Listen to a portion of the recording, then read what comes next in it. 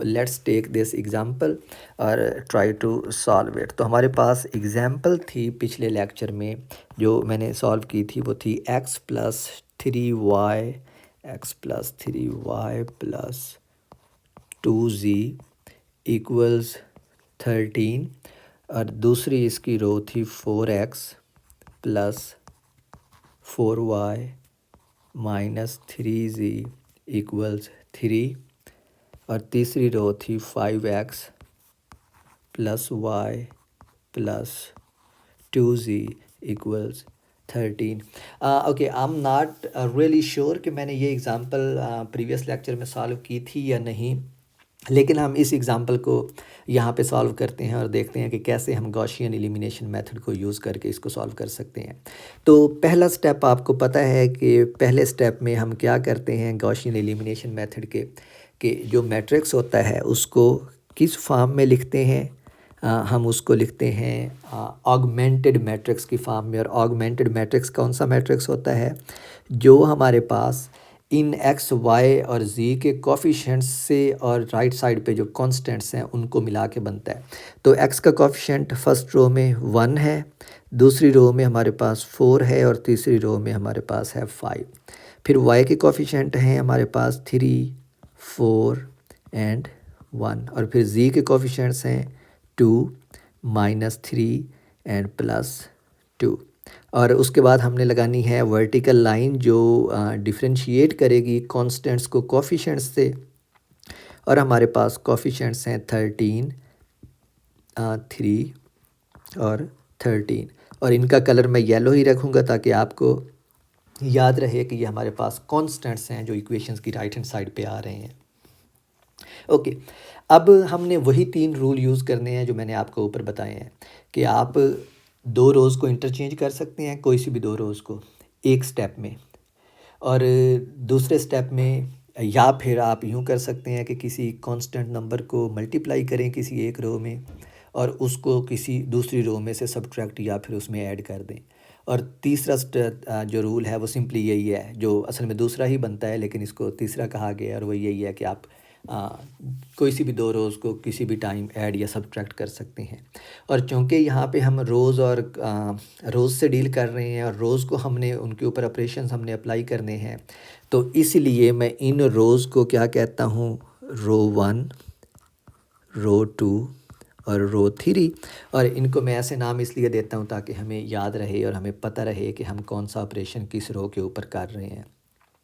और दूसरी बात ये कि हमने इस मैट्रिक्स को लोअर ट्रायंगुलर फॉर्म में लाना है, यानी हमने इन 3 एलिमेंट्स को ज़ीरो करना है। 4, 1 और 5 ये जो 3 एलिमेंट्स हैं हमने इनको ज़ीरो करना है। तो सबसे पहला काम जो आपने करना होता है, आपने ये सेकंड रो के फर्स्ट एलिमेंट को ज़ीरो करना होता है। ऐसा करने से हमारी जो ये अलजबरा है ये बहुत ज़्यादा आसान हो जाएगा। तो आपने सेकंड रो के पहले एलिमेंट को ज़ीरो करना होता है और उसका सबसे आसान तरीका ये होता है कि आप पहली रो को किसी भी कांस्टेंट नंबर से जो ज़रूरी हो उससे मल्टीप्लाई करके सेकंड रो में से माइनस करें।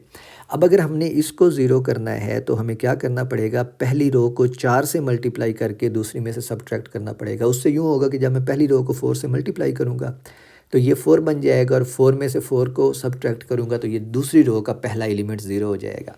तो इसको इस फॉर्म में लिखते होते हैं कि अब देखें मैं यूँ करने लगा हूँ कि ये मेरे पास मैट्रिक्स है और मेरे पास 3 रोज़ हैं, तो पहली जो रो है उसको मैं कुछ नहीं कहता, तो ये पहली रो R1 वैसे ही आ जाएगी।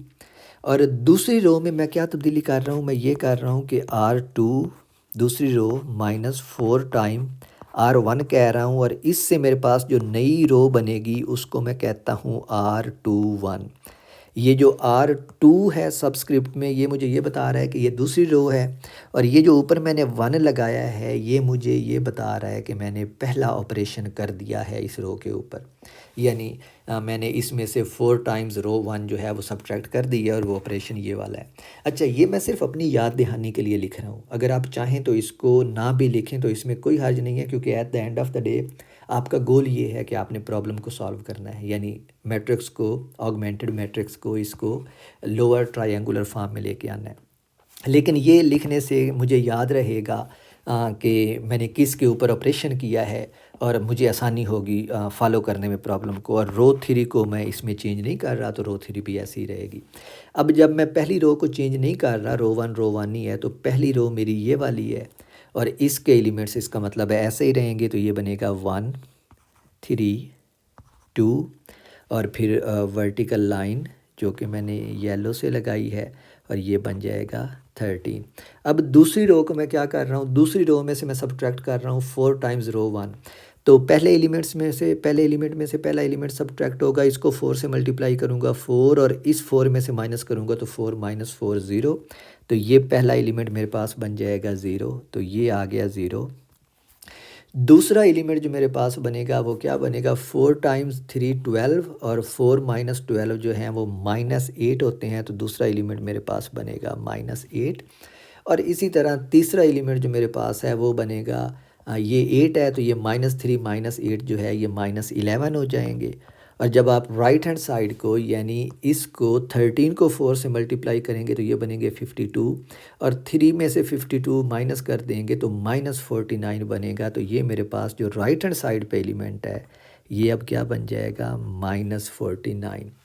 और तीसरी रो जो है उसको मैंने चेंज नहीं किया तो वो वैसे ही आ जाएगी, यानी वो बन जाएगी 5 1 और 2 और राइट साइड पे मेरे पास है 13 जिसके लिए कलर है येलो। तो ये मेरे पास पहले ऑपरेशन के बाद फॉर्म आ गई इस मैट्रिक्स की। अब मैंने करना है दूसरा ऑपरेशन, और दूसरे ऑपरेशन का रूल ये है कि आपने अब मैंने ये एलिमेंट ज़ीरो बना लिया, मुझे ये ज़ीरो रिक्वायर्ड था, मैंने बना लिया। अब मैंने ये 5 और 1 को भी ज़ीरो करना है। तो इसका रूल ये है कि आप पहले ये जो फर्स्ट एलिमेंट होता है इसको ज़ीरो करेंगे, ठीक है। तो यहाँ पे मैंने 5 को ज़ीरो करना है, और 5 को ज़ीरो मैं कैसे कर सकता हूँ, और वो मैं ऐसे ही कर सकता हूँ कि मैं पहली जो रो है उसको 5 से मल्टीप्लाई करूँ और तीसरी रो में से सब्ट्रैक्ट कर दूँ। तो अब जो मैं ऑपरेशन करने वाला हूँ उसमें आप देखें कि ये R1 वैसे ही रहेगी। अब जो R2 है मेरे पास, वो ये जो नई बनी थी जिसको मैंने R21 कहा था, ये बन गई है। और R3 जो है अब मैं उसमें से क्या कर रहा हूँ, R3 में से 5 टाइम्स R1 माइनस कर रहा हूँ, और इसको अब मैं कहता हूँ R31, यानी मैंने तीसरी रो के ऊपर पहला ऑपरेशन अप्लाई कर दिया है। और अब मैंने देखना है कि ये क्या बनता है। रो 1 वैसे ही है क्योंकि रो 1 के साथ मैंने कुछ नहीं किया, तो ये 1 3 2 वर्टिकल लाइन, और राइट साइड पे हमारे पास है 13।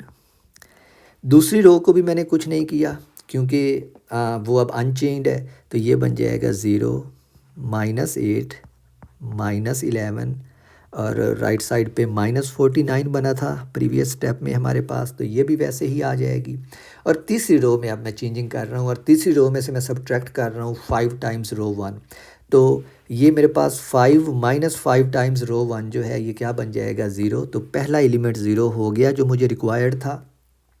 दूसरा एलिमेंट देखें, मैंने इसको 5 से मल्टीप्लाई करना है, तो 5 ज़रा मल्टीप्लाइड बाई 3 15, 1 -15 जो है ये -14 बनेगा, तो ये टर्म बन जाएगी -14। और सिमिलरली जो ये वाली टर्म है ये 5 टाइम्स 2 10, 2 - 10 जो है वो -8 बनेंगे, तो ये वाली टर्म बन जाएगी -8। और अब फाइनली मैंने देखना है कि इसको 5 से मल्टीप्लाई करूँगा तो 65, और 13 में से 65 माइनस करूँगा तो मेरे पास आएगा -52। तो ये बन गया -52, और ये हमारा मैट्रिक्स जो है यहाँ पे क्लोज़ हो गया। तो मैंने इस मैट्रिक्स को किस फॉर्म में लाना था, लोअर ट्राइंगुलर, यानी ये 3 एलिमेंट्स ज़ीरो करने थे, तो मैंने 2 एलिमेंट्स ज़ीरो कर लिए हैं। तीसरा एलिमेंट जो है वो 14 है, उसको मैंने अब ज़ीरो करना है।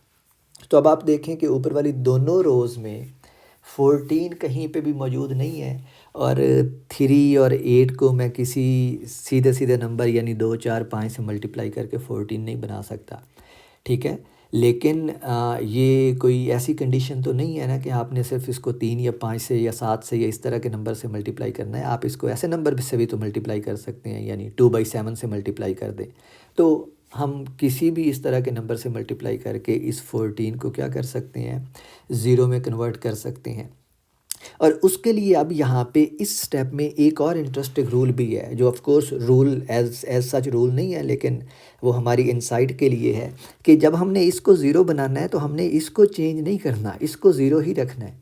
और अगर मैं इसको ज़ीरो बनाने के लिए अब फर्स्ट रो यूज़ करूँगा ना, फ़र्ज़ करो कि फ़र्स्ट रो को मैं 5 से मल्टीप्लाई करके इस तीसरी में से सब्ट्रैक्ट करता हूँ, तो फर्स्ट रो का फर्स्ट एलिमेंट नॉन ज़ीरो है और इसमें से सब्ट्रैक्ट करूँगा तो ये एलिमेंट जो है ये मेरे पास नॉन ज़ीरो हो जाएगा। इसलिए मेरे पास यहाँ पे कंडीशन ये है, मेरे ऊपर रिस्ट्रिक्शन ये है कि मैं अब पहली रो इस्तेमाल नहीं कर सकता। अब मुझे लाज़मी तौर पे दूसरी रो इस्तेमाल करनी होगी, क्योंकि दूसरी रो में मैं किसी नंबर को मल्टीप्लाई करता भी हूँ तो वो ज़ीरो ज़ीरो ही रहेगा, और अब तीसरी में से ऐड या सब्ट्रैक्ट करूँगा तो वो ज़ीरो ही रहेगा। ठीक है, तो अब मेरे पास कंडीशन ये है कि मैंने ऑपरेशन इस दूसरी रो के ऊपर करना है। तो इस सिनेरियो में मेरे पास जो पहली रो है वो ऐसे ही रहेगी, और पहली रो के ऊपर चूँकि मैं कोई ऑपरेशन भी नहीं कर रहा तो मेरे पास अब R1 जो है वो R1 ही रहेगी। जो R2 है वो भी R2 ही रहेगी, क्योंकि इसके ऊपर भी मैं कोई ऑपरेशन नहीं अप्लाई कर रहा। और R3 के ऊपर मैं ऑपरेशन अप्लाई कर रहा हूँ, और जो R3 के ऊपर मैं ऑपरेशन अप्लाई करना चाहता हूँ वो है R31, क्योंकि इसके ऊपर एक दफ़ा मैं पहले ऑपरेशन अप्लाई कर चुका हूँ। और उस एप्लीकेशन के बाद मेरे पास जो नया नाम बना था इस रो का वो R31 था। तो अब मैं R31 में से सब्ट्रैक्ट करूँगा 14/8 टाइम्स R21, और ये मेरे पास बनेगा R32। इसको मैं नाम देता हूँ R32 का। अब देखेंगे मैंने ये नंबर चूज़ किया है 14/8, और उसकी रीज़न ये है कि अगर मैं इसको 14/8 से मल्टीप्लाई करता हूँ तो 8 कैंसिल आउट हो जाएगा और मेरे पास -14 बनेगा, और -14 माइनस ये वाला साइन और फिर -14 हमारे पास क्या बनेगा, -14 + 14, और ये ज़ीरो हो जाएगा। और इसीलिए ये चॉइस थी, और ये कोई इतनी मुश्किल नहीं है। आप एक लम्हे के लिए इन दोनों को देखें और आप देख सकते हैं कि मैंने किस नंबर से मल्टीप्लाई करना है इस -8 को, कि वो मुझे जो रिज़ल्ट है वो 14 दे या -14 दे। तो इसके बाद हमारे पास पहली रो चेंज नहीं होती जो कि है 1 3 2, दूसरी रो भी चेंज नहीं होती जो कि है -0 0 -8 -11, और उसके बाद हमारे पास ये वर्टिकल लाइन है जो इनको सेपरेट करती है, और राइट साइड पे है 13 -49, और तीसरी रो अब चेंज होगी। तीसरी रो का पहला एलिमेंट ज़ीरो आएगा, क्योंकि आप ज़ीरो को इस 14/8 से मल्टीप्लाई करेंगे तो ये ज़ीरो ही रहेगा, और ज़ीरो को ज़ीरो में से सब्ट्रैक्ट करेंगे तो जवाब ये ज़ीरो आ जाएगा। दूसरे एलिमेंट को 14/8 से मल्टीप्लाई करके इसमें से सब्ट्रैक्ट करेंगे तो ये अब इसको ज़ीरो कर देगा, ये आप देख सकते हैं। और तीसरे एलिमेंट को इसको 14/8 से मल्टीप्लाई करेंगे इस 11 को, और फिर इस 8 में से सब्ट्रैक्ट करेंगे तो ये हमें देता है 45/8। ये आप कर सकते हैं, इट्स जस्ट मल्टीप्लिकेशन। और फिर राइट साइड में आप -49 को 14/8 से मल्टीप्लाई करेंगे और -52 में से सब्ट्रैक्ट कर देंगे तो ये हमें देता है 135/4। और इसको मैं कलर चेंज कर दूँ, late me actually change it, क्योंकि हम इसको येलो में लिख रहे हैं, तो ये बनेगा 135/4। और अब हमारा जो मैट्रिक्स है वो यहाँ पे क्लोज़ हो जाएगा, और ये आगमेंटेड मैट्रिक्स अब आप देखें कि ये हमारे पास लोअर ट्रायंगुलर फॉर्म में आ गया है, सॉरी अपर ट्रायंगुलर फॉर्म में आ गया है, क्योंकि इसके ये जो लोअर वाले हैं ये तीनों एलिमेंट्स जो हैं वो ज़ीरो हैं। Let me actually go back and check मैंने क्या लिखा था जी, कि जब हमारे पास लोअर ट्रायंगुलर वो होता है जिसमें नीचे वाले तीनों नॉन ज़ीरो हों, और अपर ट्रायंगुलर वो होता है जिसमें ऊपर वाले तीनों नॉन ज़ीरो हों, यानी नीचे वाले ज़ीरो हों इस डायगोनल लाइन के। तो हमने इस आगमेंटेड मैट्रिक्स को किस फॉर्म में लाया है, अपर ट्रायंगुलर फॉर्म में, और यही हमारी रिक्वायरमेंट थी। मैंने शायद पीछे इसको लोअर ट्रायंगुलर कहा था, बट इट डजेंट मैटर, हमने इसको इस फॉर्म में लाना है जो अपर ट्रायंगुलर फॉर्म है। और अब हम देख सकते हैं, मैंने आपको बताया था कि ये वाली जो सारा कॉलम है ये हमें देता है x के कोफिशिएंट्स, ये जो दूसरा कॉलम है ये हमें देता है y के कोफिशिएंट्स, और ये जो तीसरा कॉलम है ये हमें देता है z के कोफिशिएंट्स। तो इसका मतलब है कि अब x का कोफिशिएंट भी ज़ीरो है, यहाँ पे x भी ज़ीरो, y भी ज़ीरो, और z का कोफिशिएंट कौन सा है 45/8, और ये इक्वल किसके है 135/4 के। तो यहाँ से हम इमीडिएटली ये देख सकते हैं कि 45 बाई ओके, ये 45/8 नहीं है, ये 45/4 है। मैंने यहाँ पे मिस्टेकिंगली इसको 45/8 लिख दिया है। तो हमारे पास 45/8 टाइम z इक्वल आता है 135/4 के। और यहाँ से हमारे पास इमीडिएटली z की वैल्यू आ जाती है 3। तो ये वो z की वैल्यू है जो हमें चाहिए थी। तो हमने z की वैल्यू कैलकुलेट कर ली है। एक दफ़ा z की वैल्यू आ गई तो अब ये जो हमारे पास दूसरी रो है ये वाली, इधर से हम लिख सकते हैं -8y -11z इक्वल्स -49। और इसको जब आप z की ये वाली वैल्यू इसमें सब्सटीट्यूट करते हैं, ये z इक्वल्स 3, तो हमारे पास जो y की वैल्यू आती है वो आती है 2। तो हम यहाँ से y की वैल्यू कैलकुलेट कर सकते हैं। और फिर फाइनली जब आप ये पहले वाली रो को इक्वेशन की फॉर्म में लिखते हैं तो ये हमारे पास बनती है x, क्योंकि x का कोफिशिएंट 1 है। तो x plus 3y plus 2z equals 13। और इसमें आप y और z की ये वैल्यूज़ 2 और 3 सब्सटीट्यूट करें तो जो x की वैल्यू आती है वो हमारे पास आती है 1। तो हमारे पास ये x, y और z की वैल्यूज़ आ गई हैं। ठीक है, तो ये जो सारा मेथड है इसको आप कहते हैं गॉसियन एलिमिनेशन मेथड या फिर एलिमिनेशन बाय बैक सब्सटीट्यूशन। और ये बिल्कुल वैसा ही है, बल्कि शायद आप यूँ कहें कि ये उससे भी लेंथी है जो हमने लास्ट लेक्चर में पढ़ा था, जिसको हमने कहा था मेथड ऑफ एलिमिनेशन। तो ये उससे आपको शायद कॉम्प्लिकेटेड लगे, लेकिन इसका फ़ायदा ये है कि इसमें आप देखें कि जब हमने इसको मैट्रिक्स फॉर्म में लिखा तो कहीं पे भी x, y और z को हमने डील नहीं किया। हमें सिर्फ ये पता था कि x, y और z जो हैं वो ये कोफिशिएंट्स जो हैं वो x, y और z के हैं, और एंड पे हम उनको इस तरह इक्वेशंस की फॉर्म में लिख सकते हैं। लेकिन जब आप हायर रैंक के मैट्रिसेस के ऊपर जाते हैं, जो आप आगे चल के हम पढ़ेंगे, यानी जिनके अंदर नंबर ऑफ़ रोज़ और नंबर ऑफ़ कॉलम्स ज़्यादा होते हैं, बहुत ज़्यादा, उन प्रॉब्लम्स में ये मेथड जो है ये बहुत ज़्यादा एफिशिएंट हो जाता है, यानी ये गॉसियन एलिमिनेशन मेथड जो है।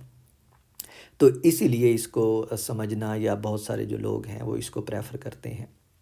अभी हमारे पास एक और मेथड है जिसको आप गॉसियन जॉर्डन या गाश जॉर्डन एलिमिनेशन मेथड कहते हैं, और वो इसी मेथड की एक्सटेंशन है। वो आप देख सकते हैं कि इसी गाश के मेथड को जॉर्डन ने जब एक्सटेंड किया थोड़ा सा चेंज करके, तो हमारे पास नया मेथड आया जिसको गाश जॉर्डन एलिमिनेशन मेथड कहते हैं। मैंने आपको बताया कि गाश जॉर्डन एलिमिनेशन मेथड जो है ये इसी गॉसियन एलिमिनेशन मेथड की एक्सटेंशन है। और वो एक्सटेंशन इस तरह है कि ये जो फॉर्म है, जिस फॉर्म में हम इस ऑगमेंटेड मैट्रिक्स को लेके आए हैं, जिसको मैंने कहा है कि ये अपर ट्रायंगुलर फॉर्म है, और इसी फॉर्म के मैट्रिक्स को हम ये भी कहते हैं कि ये रो एचलन फॉर्म में है। और मैंने रो एचलन फॉर्म मतलब रो एचलन मैट्रिक्स कौन सा होता है वो आपको बताया है कि जिसमें जो ऐसी रो होती है जिसमें सारे एलिमेंट्स ज़ीरो होते हैं, वो उस मैट्रिक्स की बॉटम के ऊपर होती है। और दूसरी, जो हर रो के अंदर पिवट होता है। पिवट क्या होता है? हर रो के अंदर पहला नॉन ज़ीरो एलिमेंट। ठीक है, तो ये पिवट्स हैं इन 3 रोज़ में, पहली में 1, दूसरी में -8 और तीसरी में 45/4। तो जो पिवट्स हैं हर रो के अंदर वो इस तरह होते हैं कि जो टॉप रो का पिवट है और जो बॉटम रो का पिवट है, जो बॉटम रो का पिवट होगा वो टॉप रो की राइट पे आएगा। तो ये टॉप रो का पिवट था, तो बॉटम रो का पिवट उसकी राइट पे है, और तीसरी रो का जो पिवट है वो इस दूसरी रो की राइट के ऊपर है। ये था हमारे पास रो एचलन फॉर्म। रिड्यूस रो एचलन फॉर्म में थोड़ी सी चेंज होती है, और वो ये है कि पहला रूल वही है कि सारी जो ऐसी रो जिसमें सारे ज़ीरोज़ होंगे वो बॉटम के ऊपर आएगी। दूसरा रूल जो है, जो ये वाला था पिवट्स वाला, कि जो किसी भी मतलब दूसरी रो का जो पिवट है वो पहली रो वाले के पिवट की राइट के ऊपर होगा और तीसरी रो का पिवट जो है वो दूसरी रो के पिवट के राइट के ऊपर होगा। ये रूल भी वैसा ही है, सिर्फ इसमें थोड़ी सी तब्दीली ये है कि अब हमने ये जो पिवट्स हैं ना, जो कोई भी वैल्यू ले सकते थे, जो इस केस में 1 -8 और 45/4 थे, इनको हमने 1 करना है। पिवट्स भी लाजमी तौर पे 1 होंगे, ये तीसरा रूल है। और चौथा रूल जो है रिड्यूस रो एचलन फॉर्म वाले मैट्रिक्स का, वो ये है कि जब आप किसी भी कॉलम के अलांग देखेंगे तो उसके अंदर सिर्फ एक ही नॉन ज़ीरो एलिमेंट होना चाहिए। तो इसकी अगर हम एक एग्ज़ाम्पल लें रिड्यूस रो एचलन फॉर्म वाले मैट्रिक्स की, जिसको RREF भी लिखते हैं, जिससे बनता है रिड्यूस्ड रो एचलन फॉर्म। तो रिड्यूस रो एचलन फॉर्म की एक अगर मैं आपको एग्ज़ाम्पल दूं तो वो हमारे पास इस तरह का मैट्रिक्स बनेगा। तो ज़ीरो, इस मैट्रिक्स को अगर आप देखें तो ये वो प्रॉपर्टीज़ जो हैं वो सेटिस्फाई करता है जो हमने ऊपर बताई हैं। कि पहली प्रॉपर्टी ये कि जो ज़ीरोज़ की रो होगी वो बॉटम के ऊपर होगी, इसमें एडिशनली 2 रोज़ हैं तो वो दोनों बॉटम के ऊपर हैं। दूसरा हम ये देख सकते हैं कि जो हमारे पास पिवट्स हैं, यानी किसी भी रो के अंदर जो पहले नॉन ज़ीरो एलिमेंट हैं वो 1 है, इसके अंदर भी 1 है, इसके अंदर भी 1 है, और इंटरेस्टिंगली ये जो 1 है ये वाला, ये इसकी लेफ़्ट पे भी मौजूद है। और तीसरा हम देख सकते हैं कि किसी भी रो के अंदर, किसी भी कॉलम के अंदर हमारे पास एक ही नॉन ज़ीरो एलिमेंट है। इस केस में 1 है, इस केस में भी 1 है, इस केस में 8 है और इस केस में 4 है।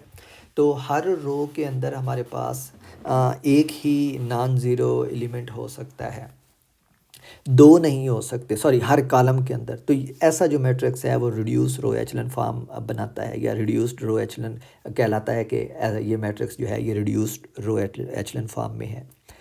तो अब हमने गॉस जॉर्डन एलिमिनेशन मेथड में क्या करना है कि ये जो मैट्रिक्स हमने प्रीवियस मेथड के एंड पे फाइंड किया है, जो एचलन फॉर्म में है या रो एचलन फॉर्म में है, उसको रिड्यूस रो एचलन फॉर्म में लेके आना है। यानी हमने ये करना है कि ये जो डायगोनल के ऊपर 3 एलिमेंट्स हैं जिनको हम पिवट्स कहते हैं, ये तीनों 1 हो, ठीक है। और ये वाले जो 3 हैं, जो 3, 2 और -11 हैं, इनको भी हमने 0 करना है। तो ये फिर रिड्यूस्ड रो एचलन फॉर्म में आ जाएगा। और रिड्यूस्ड रो एचलन फॉर्म का फ़ायदा ये होगा कि जब सिर्फ डायगोनल नॉन ज़ीरो होगा तो इसका मतलब है कि जो भी यहाँ पे राइट हैंड साइड पे हमारे पास कांस्टेंट्स आ रहे हैं वो कॉरस्पॉन्डिंगली x, y और z की वैल्यूज़ हैं। यानी ये x की वैल्यू होगी, ये y की वैल्यू होगी, ये z की वैल्यू होगी। इस फॉर्म में जॉर्डन एलिमिनेशन मेथड में हमने x, y और z की वैल्यूज़ फाइंड की हैं। x की 1 है, y की 2 है और z की 3 है। इसका मतलब है कि अगर मैं इसको अब रिड्यूस्ड रो एचलन फॉर्म में लेके आता हूँ तो मेरे पास ये 13 की जगह पे 1 आना चाहिए, -49 की जगह पे 2 आना चाहिए और 135/4 की जगह पे 3 आना चाहिए, क्योंकि यही तो फिर x, y और z की वैल्यूज़ होंगी। और ये अब हम करके देख सकते हैं। तो हमने कुछ रो ऑपरेशंस इसके ऊपर और करने हैं और कुछ रो ऑपरेशंस और करने हैं, और उसका रूल ये है कि सबसे पहले आपने ये वाला जो एलिमेंट है इसको 1 करना है, ठीक है। इसको 1 करने का क्या तरीका है कि आप इस रो को मल्टीप्लाई कर दें 4/45 से। तो अब मैं इसी को दोबारा लिखता हूँ, इस मैट्रिक्स को, let me write it here. और ये बनेगा हमारे पास, let me check what it was, 132 right side पे 13 था, जिसको मैं बाद में लिखता हूँ। ये था 0 -8 -11, और तीसरी रो में हमारे पास 0 0। और अब चूँकि मैंने इसको 4/45 से मल्टीप्लाई करना है तो ये मेरे पास 1 बन जाएगा, और ये राइट हैंड साइड क्या बन जाएगी, 3 बन जाएगी। तो ये मेरे पास बनेगा 1, और राइट हैंड साइड जो है जिसको मैंने येलो लाइन से लिखा था, ये क्या बन जाएगी, ये 1 था, ये 13 था, और दूसरा जो था वो -49 था, और जो तीसरा है वो अब क्या बन जाएगा, 3। और जो मैंने इसके ऊपर ऑपरेशन किया है वो ये किए हैं कि रो 1 को मैंने ऐसे ही रहने दिया है, और रो 1 को हमने क्या नाम दिया हुआ था ऊपर यहाँ पे, ये सिंपली रो 1 ही थी। रो 2 को रो 2 1 हमने कहा हुआ था, यानी उसके ऊपर हमने एक ऑपरेशन किया हुआ था।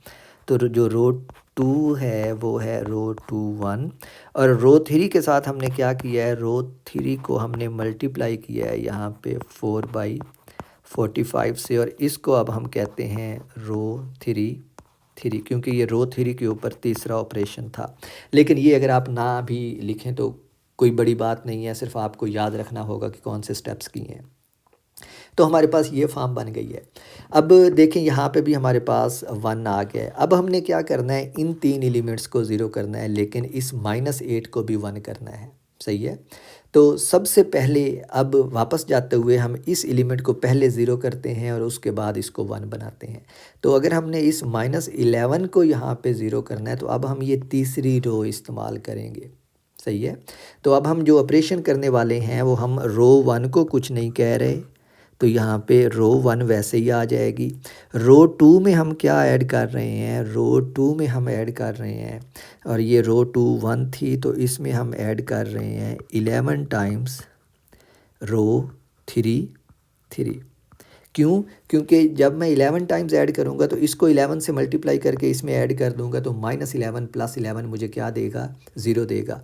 और रो 3 3 को भी हमने नहीं छेड़ा, इसको भी वैसे ही रहने दिया है। तो अब मेरा जो ये मैट्रिक्स इस ऑपरेशन के बाद बनेगा, रो 1 वैसे ही बनेगा 1 3 2, राइट साइड पे 13 जो मैं अभी लिखता हूँ ये बन जाएगा 0 -8 और ये 0 हो जाएगा। रो 3 भी वैसी ही रहेगी, यानी 0 0 1। और जो राइट साइड है, जो कॉन्स्टेंट्स की साइड थी, वो बन जाएगी अब मेरे पास येलो कलर में, ये 3 बनेगा। और जो दूसरी है ये बन जाएगी अब -40 -16, ये बनती है -16। और जो पहली है वो वैसे ही रहेगी 13 और ये हो गया क्लोज। तो अब मैंने इस दूसरी रो में इस 8 को 1 करना है, तो वो आसान है। मैं सिंपली जो ये मेरे पास दूसरी रो है इसको -1/8 से मल्टीप्लाई कर देता हूँ। और इसको मैंने एक नया नाम भी देना था, और ये मेरा था R2 1 था। तो अब जो नई रो बनेगी R2 2, कि ये रो 2 के ऊपर दूसरा ऑपरेशन है। और नेक्स्ट स्टेप में अब मैं क्या करूँगा, R1 मेरी वैसे ही रहेगी, R2 2 जो है उसको मैं मल्टीप्लाई करूँगा -1/8 से, और ये मेरे पास बनेगी अब R2 3, यानी इस रो के ऊपर अब 3 ऑपरेशन हो चुके हैं। और इसके बाद जो मेरा मैट्रिक्स बनेगा वो बनेगा 1 3 2 और 0 1 0 0 0 1, और राइट साइड पे मेरे पास आएगा 13। और अब ये जो 16 वाली टर्म है ना, ये चेंज हो के मेरे पास बन जाएगी 2, और जो ये लास्ट टर्म थी इसके साथ हमने कुछ नहीं किया तो ये 3 ही रहेगी। और अब आप देख सकते हैं कि ये z का कोफिशिएंट जो है 1 है, तो z सीधा सीधा 3 के बराबर है, जो y है वो सीधा सीधा 2 के बराबर है। और अब जब हम इन दो को ज़ीरो करेंगे तो हम देखेंगे कि ये 13 भी चेंज हो के बन जाएगा 1, तो हमारे पास x की वैल्यू 1 आ जाएगी। यानी सीधा सीधा जब हमारे पास जो मैट्रिक्स है वो रिड्यूस्ड रो एचलन फॉर्म में आता है तो वो सीधा सीधा हमें x, y और z की वैल्यूज़ देता है। और अब मैं इसके ऊपर एक ऑपरेशन और करता हूँ, और इस ऑपरेशन में सबसे पहले मैंने क्या करना है, इसको ज़ीरो करना है, ये जो 3 है, और फिर उसके बाद मैं 2 को ज़ीरो करूँगा, और वो मैं आसानी से कर सकता हूँ। अब मैं 2 ऑपरेशन यहाँ पे इकट्ठे कर देता हूँ। पहला ये कि मैंने ये जो तीसरी रो है इसको मैं 2 से मल्टीप्लाई करके पहली रो में से सब्ट्रैक्ट करता हूँ, तो ये वाला जो 1 है ये 2 बनेगा, और 2 में से सब्ट्रैक्ट करूँगा तो ये टर्म 0 हो जाएगी। और ये मेरे पास बन जाएगा 13 -6 जो कि 7 बनेगा। और दूसरे स्टेप में मैं क्या करता हूँ, रो 2 को 3 से मल्टीप्लाई करके रो 1 में से माइनस कर देता हूँ। तो इस स्टेप में मेरे पास बनेगा ये 0 हो जाएगा, और ये बनेगा 2 × 3 6, और यहाँ पे 7 बना था पिछले ऑपरेशन के बाद, तो 7 में से 6 को आप माइनस करेंगे तो 1 रह जाएगा। तो मैं ये 2 ऑपरेशन आसान है, आप देख सकते हैं यहाँ पे इकट्ठे ही कर रहा हूँ। तो मेरे पास जो 2 ऑपरेशंस हैं वो हैं हमारे पास R1 -3 टाइम्स R2 3, और जो दूसरा ऑपरेशन है वो है R1 -2 टाइम्स R2 3। और ये उसके बाद R2 और R3 जो हैं वो वैसे ही रहेंगे, और R2 हमारे पास था R2 3, यानी 3 ऑपरेशंस के बाद जो इसकी फॉर्म बनी थी, और R3 भी हमारे पास था R3 3, यानी 2 ऑपरेशंस के बाद इसकी जो फॉर्म बनी थी। और ये मेरे पास अब 2 ऑपरेशंस हैं एक ही स्टेप में। लेट मी सी कि ये मैंने सही किया है। तो R1 में से 3 टाइम्स R2 माइनस किया है और R1 में से 2 टाइम्स R3 माइनस किया, ये मेरे पास R3 है। तो उसके बाद मेरे पास जो मैट्रिसेस की इस ऑगमेंटेड मैट्रिक्स की फॉर्म बनेगी वो ये वाली बनेगी 1 0 0 0 1 0 0 0 1, और राइट साइड पे हमारे पास आएगा 1 2 3। और अब आप रीड ऑफ कर सकते हैं कि जो x की वैल्यू है वो 1 है, जो y की वैल्यू है वो 2 है, और जो z की वैल्यू है वो 3 है।